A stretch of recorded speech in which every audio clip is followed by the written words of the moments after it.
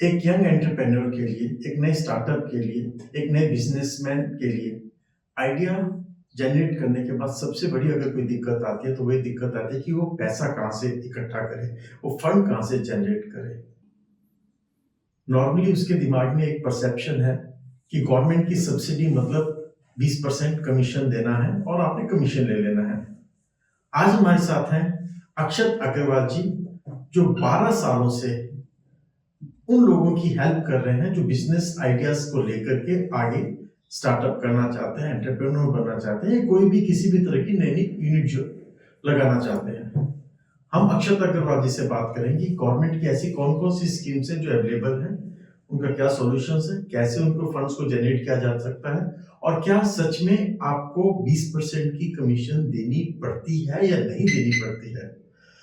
अक्षत जी, आपका India huts में बहुत बहुत स्वागत है। सर, पहली चीज तो हम ये कहेंगे कि जो दिमाग का एक पुराना कंसेप्ट बना हुआ है कि हमें 20% की कमीशन देनी पड़ती है गवर्नमेंट की किसी भी तरह की सब्सिडी को लेने के लिए, वो कितना सही है? देखिए, ये जो कंसेप्ट बना हुआ है ये आपके दिमाग में नहीं, बहुत सारे लोगों के दिमाग में है। लेकिन एक खुशी की बात यह है क्योंकि मैं पिछले लगभग 10 साल से ज़्यादा इस काम से जुड़ा हुआ हूँ, तो मैंने आज तक कहीं ऐसा महसूस नहीं किया कि किसी प्रकार का परसेंटेज या किसी प्रकार का कमीशन किसी प्रोजेक्ट को, किसी स्कीम को अवेल करने के लिए देना पड़ा हो। तो क्योंकि ट्रांसपेरेंसी है, डिजिटलाइजेशन है, सारी चीज़ें ओपन हैं, तो इस तरीके का कंसेप्ट पहले कभी हुआ करता था, अब तो नहीं। आपने कितने का यंग एंटरप्रेन्योर्स को या बिजनेस नए शुरू करने वालों को फंडिंग, गवर्नमेंट की सब्सिडी या फंडिंग दिलवाई है? लगभग 1000 प्लस एंटरप्रेन्योर्स को हमने अलग अलग स्कीम्स में, छोटे बड़े प्रोजेक्ट्स में फंडिंग दिलवाई है। 1000 लोगों को आपने फंडिंग दिलवाई है? 1000 से ज़्यादा। 1000 से ज़्यादा। और कितने का लोग हैं जिसमें कि कुछ सेवा पानी करनी पड़े? हमने तो आज तक एक भी व्यक्ति को ऐसा नहीं देखा कि जिसको कोई सेवा पानी करनी पड़ी। और कितने साल से आप? 12-13 साल से कर रहे हैं ये? हाँ, लगभग 10 साल से।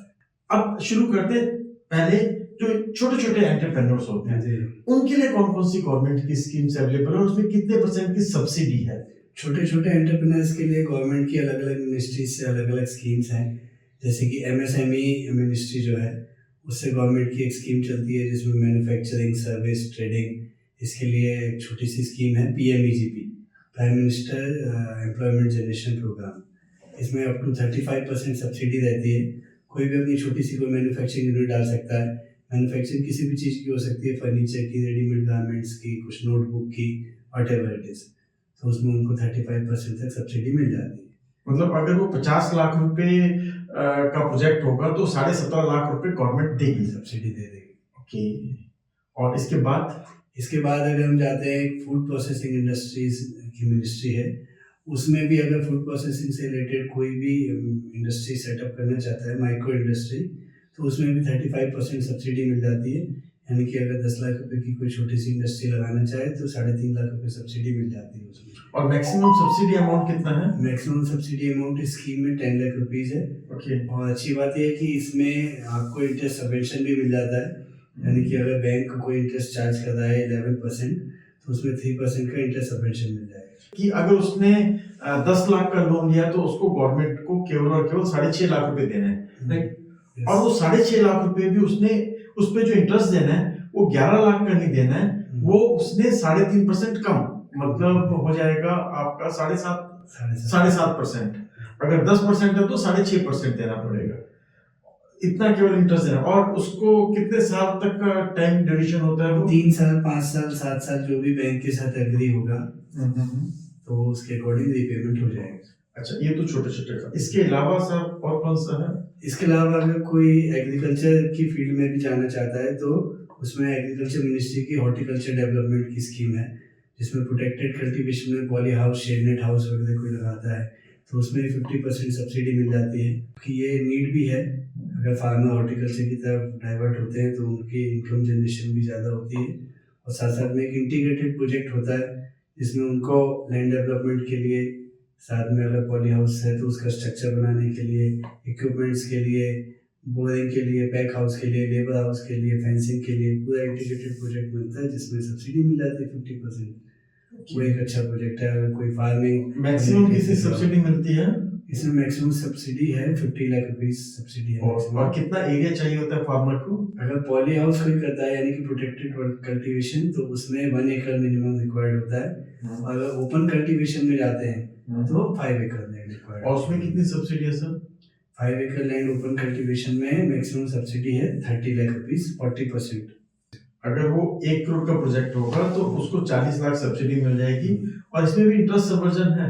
इंटरेस्ट सबवेंशन इसमें भी कनेक्ट हो जाता है। और इसमें मैक्सिमम इंटरेस्ट अमाउंट कितना रहता है बैंक का? देखिए जब हम इंटरेस्ट सबवेंशन वाली स्कीम कनेक्ट करते हैं तो उसमें कैप लग जाता है कि 9% से ज़्यादा बैंक नहीं चार्ज कर सकता। और 9% जब चार्ज करता है तो उसमें 3% का सबवेंशन भी लग जाता है, तो 6% इफेक्टिव रेट ऑफ इंटरेस्ट हो जाता है। एफडी से भी कम रेट पे उसको लोन मिल जाता है। ओ, और इसमें कोई दिक्कत आती है फार्मर्स को या नहीं? दिक्कत ऐसी कुछ नहीं आती है, बस मेन है कि कोई भी बिजनेस करना चाहते हैं या फार्मिंग भी करना चाहते हैं तो उस प्रोजेक्ट की आपको टेक्निकल नो हाउ मालूम होनी चाहिए कि उसको ऑपरेट कैसे करना है, एग्जीक्यूट कैसे करना है, जिससे कि लॉस के चांसेस कम हो जाते हैं। उसके लिए भी गवर्नमेंट ने ट्रेनिंग इंस्टीट्यूट्स बनाए हैं। ट्रेनिंग इंस्टीट्यूट्स में ट्रेनिंग ले सकते हैं, जिससे कि उसके टेक्निकल इंफॉर्मेशन भी मिल जाती है, एंटरप्रेन्योर नॉलेज भी मिल जाती है। ये भी सारा गवर्नमेंट प्रोवाइड करती है। और इसके अलावा और कौन कौन से हैं? इसके अलावा अगर एनिमल हस्बेंड्री में भी जाना चाहें तो लोग छोटा छोटा काम कर सकते हैं। Goat farming, poultry farming, pig farming, silage, इस तरीके के प्रोजेक्ट हैं जिनमें गवर्नमेंट 50% सब्सिडी देती है। 50% मतलब आपका आधा पैसा गवर्नमेंट आपको सब्सिडी के रूप में दे देगी।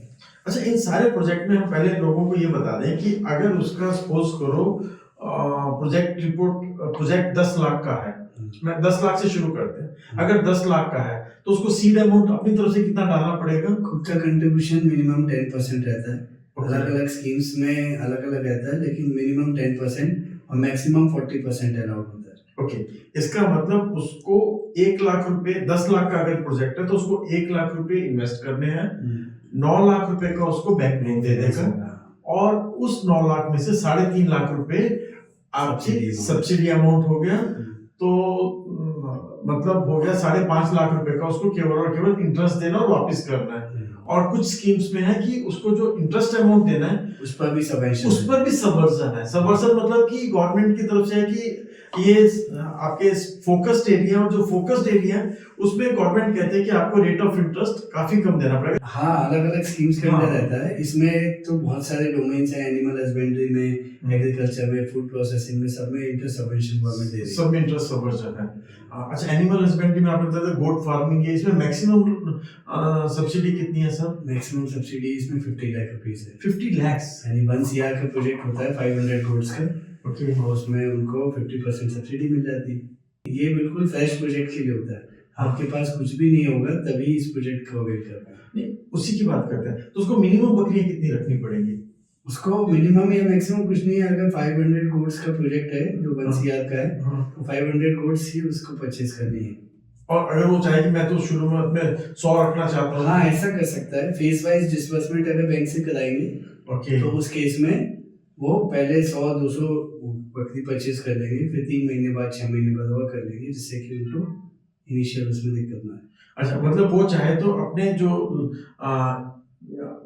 अपने जो लोन अमाउंट को है, जो उसको सैंक्शन लिमिट है, उसको धीरे धीरे 1 साल 2 साल के अंदर पूरा कर सकता है जब उसका शेड्यूल हो। अच्छा, ये तो हो गया। और फिशरीज में भी कुछ? फिशरीज में भी हाँ, fisheries national fisheries development board की सब्सिडी स्कीम है जिसमें 25% तक सब्सिडी मिल जाती है। उसमें भी इंटरेस्ट सबवेंशन मिल जाता है, तो उसमें भी उनको ऐसी कोई दिक्कत नहीं आती। अगर रेट ऑफ इंटरेस्ट बैंक का अगर ज़्यादा भी है तो उसमें कैप लग जाता है 9% का और फिर 3% का सबवेंशन मिल जाता है। ये तो छोटे छोटे बात हो गई। अब बड़े की बात करते हैं, मीडियम लेवल को लेकर के बात करते हैं, इसको माइक्रो लेवल है।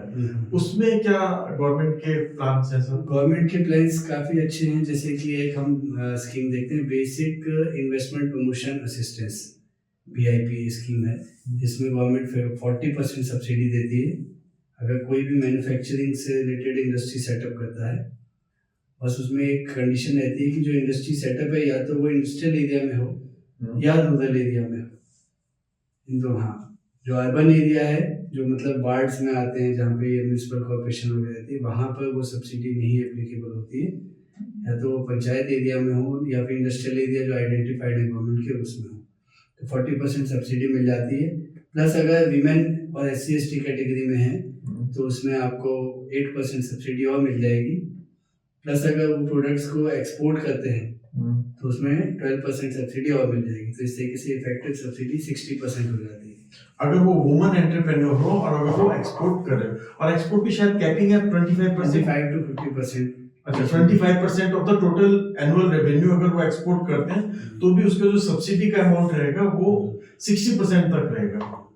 ओके, अच्छा ये नए यंग एंटरप्रेन्योर के लिए है या जो एग्जिस्टिंग बिजनेसमैन है वो भी चाहे तो वो कर दोनों के लिए कर सकते हैं। एग्जिस्टिंग बिजनेसमैन भी अगर अपने कोई नई फर्म स्टार्ट करना चाहें वो कर सकते हैं, और यंग भी अगर करना चाहें तो वो भी कर सकते नहीं, पर अगर कोई बिजनेसमैन है, यंग है या जो भी है, उसमें अगर उसका जो एग्जिस्टिंग कंपनी है उसमें करना चाहे तो नहीं कर कई सकता। स्कीम्स में एग्जिस्टिंग कंपनी को भी एक्सपेंड करने के लिए रहता है, कई स्कीम्स में नए के लिए रहता है, वो स्कीम टू स्कीम वेरी भी होता है। लेकिन अगर कोई एग्जिस्टिंग भी है तो वो एक न्यू फर्म खोल के अपना काम कर सकता है। पर एक पैन पे तो एक ही फर्म खोल सकते हैं। नहीं, प्राइवेट लिमिटेड कंपनी अगर कोई चाहे तो कितने भी डायरेक्टर हो सकता है। ओके, अब मीडियम लेवल पे आपने ये भी बता दिया कि जो एग्जिस्टिंग एम्प्लॉयर है, एग्जिस्टिंग बिजनेसमैन अगर वो चाहे तो वो भी कर सकते हैं। और हमारे कौन कौन से हैं? और ministry of food processing industry की एक स्कीम है PMKSY, प्रधानमंत्री किसान संपदा योजना। उसमें भी अगर कोई फूड प्रोसेसिंग से रिलेटेड बड़ी इंडस्ट्री खोलता है जिसमें मिनिमम इसकी रिक्वायरमेंट होती है 3 CR की, कि 3 CR से उसका प्रोजेक्ट कॉस्ट शुरू होनी चाहिए, तो 35% सब्सिडी जिसकी मैक्सिमम क्वांटम है 5 CR, मतलब 5 CR तक की सब्सिडी मिल जाएगी। कोई अगर 15 CR का प्रोजेक्ट लगाता है तो उसको 5 CR की सब्सिडी मिल जाएगी। और इंटरेस्ट सबवेंशन है इसमें? इंटरेस्ट सबवेंशन तो कम रहता है, 2 CR तक का रहता है इंटरेस्ट सबवेंशन बस। वो स्कीम जो है 2 CR तक की है सबवेंशन वाली। और इसमें भी अगर FPO कैटेगरी है, FPO फार्मर्स का जो एक ऑर्गेनाइजेशन होता है, food processing organisation, farmers producers organisation, तो उनको 50% सब्सिडी है। यानी कि अगर 10 CR का प्रोजेक्ट होगा तो उनको 5 CR की सब्सिडी मैक्सिमम मिलेगी अगर वो FPO हो तो। FPO। अच्छा, अगर 10-12 फार्मर्स मिलके, हाँ, कितने मिनिमम लिमिट कितनी होती है फार्मर्स की? एक FPO एस्टेब्लिश करने के लिए मिनिमम 10 फार्मर्स होने चाहिए। फिर बाद में अगर उसको कई स्कीम्स में कनेक्ट करना है तो 300 फार्मर्स का उसमें रजिस्ट्रेशन होता है, मेंबर्स ऐड होते जाते हैं मिनिमम। और फिर मैक्सिमम तो कोई लिमिट नहीं, जितने ज्यादा फार्मर, मिनिमम 10 से शुरू हो सकता है। 10 से शुरू हो सकता है। बाद में ऐसा तो नहीं कि आपको 300 करने ही पड़ेंगे? करें तो अच्छा है। FPO की मूल भावना यही है कि ज्यादा से ज्यादा किसान जुड़े तो FPO का भी बेनिफिट ही होगा। FPO का कंसेप्ट ऐसा है कि अगर 300 किसानों के लिए, एक किसान जब अपने लिए बीज लेने जाएगा तो उसे 100 रुपए का मिलेगा। एक FPO अपने 300 मेंबर के लिए लेने जाएगा तो उसको 80 रुपए का मिलेगा। वो किसान को 90 का देगा तो किसान को 10 रुपए का फायदा, FPO को भी 10 रुपए का फायदा। और साथ ही साथ जो सब्सिडी मिल रही है वो अलग। और जब बेचने जाएगा हाँ। तो अगर एक किसान अकेला बेचने जाएगा तो 500 रुपए के हिसाब से जो चीज बिक रही है, अगर एक FPO 300 लोगों का बेचने जाएगा इकट्ठा, तो हो सकता है वो अच्छा बड़ा बायर ढूंढे जो उनको 700 रुपए दे दे, किसानों को 600 देगा, 100 रुपए खुद भी बचा लेगा। अच्छा अक्षय जी, एक आम आदमी अगर वो चाहे कि कौन कौन सी स्कीम चल रही है, ऐसी कोई वेबसाइट है या ऐसा कुछ है जहां पर सारी स्कीम्स एक प्लेटफॉर्म पे मिल जाए, लोग देखें और देखने के बाद? वैसे तो अलग अलग मिनिस्ट्री की अलग अलग वेबसाइट्स हैं, उन पे स्कीम्स रहती हैं जी, लेकिन फिर भी अगर किसी एक प्लेटफॉर्म पे देखना चाहें तो हम लोग अभी एक तरीके का प्लेटफॉर्म बना रहे हैं जिसमें स्कीम्स के साथ साथ, जैसा कि पहले एक बार डिस्कशन हुआ था आपके साथ, बैकवर्ड फॉरवर्ड लिंकेज भी हम प्रोवाइड करें कि अगर कोई इंडस्ट्री सेटअप होती है तो उसको रॉ मटेरियल मिलता है तो फार्मर प्रोड्यूसर ऑर्गेनाइजेशन के साथ कनेक्ट करके उनको रॉ मटेरियल प्रोवाइड करा दें। मशीनरी अगर उन्हें परचेज करनी है अच्छी क्वालिटी की तो मशीन के जो सप्लायर्स हैं उनका पूल है हमारे पास, उनसे कनेक्ट करा दें। और उसके बाद अगर उनका फिनिश प्रोडक्ट है और वो सेल करने में उनको हेल्प चाहिए तो मार्केट असिस्टेंस भी उनको मिल जाए। और even we are trying to provide them export opportunities also. Best of luck for that project, hopefully it will soon see the light of the day, और जल्दी आप इसको बनाएं और ताकि हम इसका एक अलग पॉडकास्ट बना करके फार्मर्स को डिटेल्स दे दें। तो एक तो हो गया कि साहब आपने बता दिया कि जो कंसर्न मिनिस्ट्री है उसमें वेबसाइट में जाकर के आप देख सकते हैं, और मेनली जो स्कीम्स हैं वो आपकी एग्रीकल्चर मिनिस्ट्री की हैं, फूड प्रोसेसिंग मिनिस्ट्री की हैं, MSME एमएसएमई की हैं और हॉर्टिकल्चर उसके एग्रीकल्चर में आ गया या अलग है? एग्रीकल्चर में आ जाता है। एग्रीकल्चर में आ जाता है। इसके अलावा और कोई मिनिस्ट्री है जो एक्चुअली जितने सारे प्रोजेक्ट्स होते हैं वो इन्हीं 3-4 मिनिस्ट्रीज में कवर हो जाते हैं। हैंडीक्राफ्ट वाला एमएसएमई में आ जाएगा। MSME में कवर हो जाएगा। मेरे लिए हैरानी की बात है कि आपने 1000 से ज्यादा प्रोजेक्ट दिए और आपने कुछ भी सेवा पानी नहीं किया। उसका सीक्रेट क्या है? और रादर मैं उल्टा पूछूं कि जो लोग आपके सब्सिडी लेने के लिए जाते हैं, अगर वो कमीशन दे रहे हैं तो बेचारे क्यों दे रहे हैं? क्योंकि या ऐसा माइंडसेट क्यों बना हुआ है? देखिए, हो सकता है कि पहले ऐसी प्रैक्टिसेस चलती हों।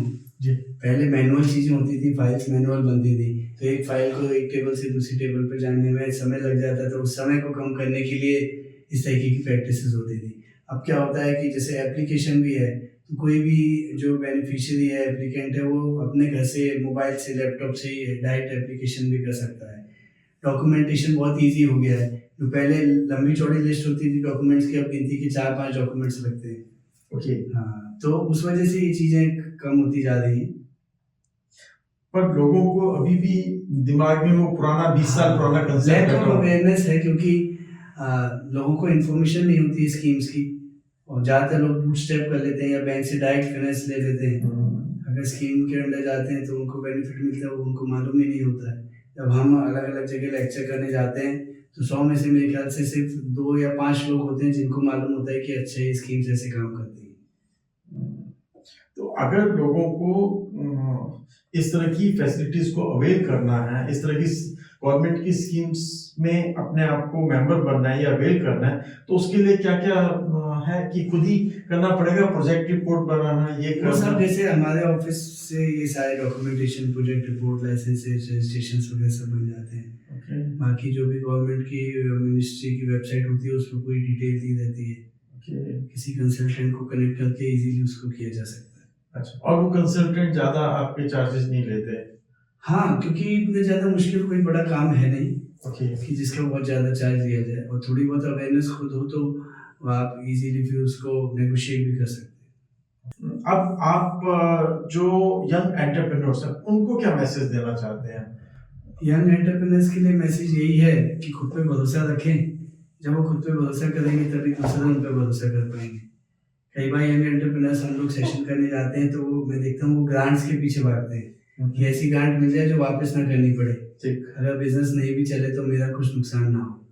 तो इंस्टेड ऑफ ग्रांट्स के पीछे भागने की जगह उनको अगर इन स्कीम्स में बेनिफिट लेंगे और थोड़ी सी रिस्पॉन्सिबिलिटी लेंगे, जैसे अगर आपको मालूम हो कि एग्जाम में फेल भी हो जाऊंगा तो कोई दिक्कत नहीं है, तो फिर आप पढ़ोगे ही नहीं।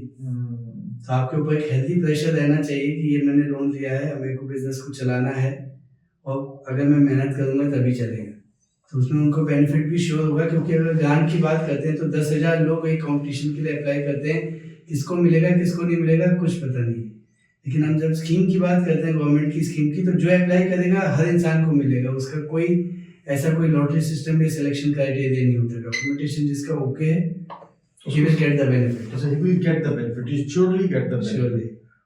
अब जो आम आदमी है उसको अपने दिमाग से एक चीज निकाल देनी है कि गवर्नमेंट की स्कीम में पैसा नहीं मिलता, या गवर्नमेंट अभी भी वो लाल फीताशाही, रेड टेपिज्म खत्म हो चुका है। ज्यादातर चीजें ऑनलाइन हैं और आपको ना तो आपकी कहीं फाइल अटकेगी, इंटरव्यू होगा भी तो जेन्युइन क्वेश्चन पूछा जाएगा, जैसे हमारे पास भी आते हैं तो भाई आपको उस प्रोजेक्ट की इंफॉर्मेशन भी है या नहीं। ऐसा तो नहीं कि आप वेग किसी प्रोजेक्ट को स्टार्ट कर रहे हैं। तो वो क्वेश्चंस तो अगर आंसर किए जाएंगे तो उनका ही बेनिफिट हो। नहीं, वो तो जेन्युइन है। और अगर उसको ट्रेनिंग भी चाहिए तो गवर्नमेंट उस तरह की ट्रेनिंग गवर्नमेंट ने बहुत सारे ट्रेनिंग इंस्टीट्यूट स्टार्ट किए हुए, ट्रेनिंग प्रोग्राम्स चलते रहते हैं रेगुलर, ऑनलाइन ऑफलाइन दोनों मोड में। कोई अगर चाहे तो उन ट्रेनिंग प्रोग्राम्स को अटेंड कर सकता है। साथ में एक बेनिफिट और होता है गवर्नमेंट स्कीम्स में, अगर आप कोई आइडिया का इन्वेस्टमेंट कहीं से लेते हैं, किसी प्राइवेट इन्वेस्टर से, एंजल इन्वेस्टर से, तो वो आपको इक्विटी शेयर करनी पड़ती है जी। गवर्नमेंट स्कीम में गवर्नमेंट जब भी आपको फंडिंग देती है तो गवर्नमेंट कभी कोई इक्विटी नहीं मांगती है। आपका बिजनेस 100% आपका ही रहेगा हमेशा। अच्छा, आपसे एक और क्वेश्चन पूछते हैं। आपने एक इतने सारे आपने एंटरप्रेन्योर्स तैयार किए, उनके डॉक्यूमेंटेशन के और उनके ये की, और सबसे बड़ी बात है कि उसके लिए कोई सेवा पानी भी नहीं है। जो आपने लोगों को ट्रेन किया, उनमें सक्सेस रेट कितना रहा? देखिए, सक्सेस रेट हम किस उसमें नापते हैं उससे देखना पड़ेगा। इंडस्ट्री एस्टेब्लिशमेंट में अगर सक्सेस रेट नापेंगे हाँ, तो इंडस्ट्री तो सारी एस्टेब्लिश हो जाती है, क्योंकि बैंक से अगर फाइनेंस होता है तो बैंक प्री इंस्पेक्शन करता है, पोस्ट इंस्पेक्शन करता है, वो सारी चीज़ें जब बैंक देखता है तो इंडस्ट्री सेटअप तो हो ही जाता है अगर सक्सेस रेट को उस रूप में देखा जाए। और अगर सक्सेस रेट ये देख रहे हैं कि वो सर्वाइव कितना कर रही है, तो उसमें हम लोग जो बात कर रहे थे मार्केट लिंकेज की, कि कभी कभी इंडस्ट्री को सर्वाइव करने में दिक्कत आती है कि वो प्रोडक्ट कहाँ पे बेचा जाए। तो उस केस में अब ये भी कोशिश की जा रही है कि उनको बायर्स कनेक्ट किए जाएं, जिससे कि उनको वो जो प्रॉब्लम आ रही है कि प्रोडक्ट बेचे कहाँ जाए, तो वो दिक्कत ना है। ओके, चलो थैंक्स अ लॉट, आपने इतना समय दिया। फिर मिलेंगे। ये थे हमारे ग्वालियर से अक्षत कुमार जी, जिन्होंने पिछले 10 सालों के अंदर 1000 से भी ज्यादा, और ये कम कह रहे हैं, 1000 से कई ज्यादा इन्होंने एंटरप्रेन्योर तैयार किया, और ज्यादातर जो एंटरप्रेन्योर्स की जो रिपोर्ट रही है वो एक अच्छी रिपोर्ट रही है। अगर आप चाहें तो इनके डिटेल मैंने डिस्क्रिप्शंस में दिए हैं, आप इनसे डायरेक्ट कांटेक्ट भी कर सकते हैं। ये आपको किसी भी तरह की हेल्प चाहिए होगी वो देंगे, और अगर आपको कंसल्टेंसी ओवर फोन चाहिए तो भी देंगे, अदरवाइज आपको कंसल्टेंसी चाहिए तो आप इनसे कांटेक्ट कर सकते हैं।